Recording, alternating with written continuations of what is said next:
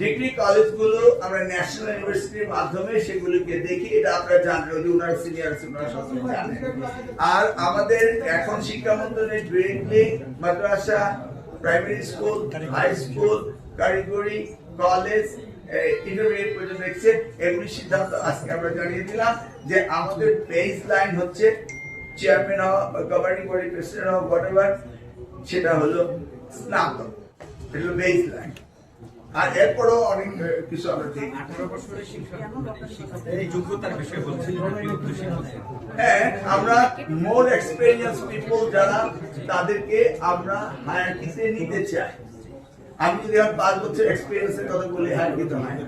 তারপরে বিগত ফ্যাসিস্ট সরকারে আপনারা জানেন যে পূর্ব ঘোষিত যেটা ছিল, সেটাতে ছিল সিনিয়র শিক্ষক হতে হবে, অ্যাসিস্ট্যান্ট হেডমাস্টার হতে হবে, হেডমাস্টার হতে হবে। এই প্রিভিলেজটুকু কিন্তু বন্ধ ছিল, আপনারা সাংবাদিক আপনারা জানেন।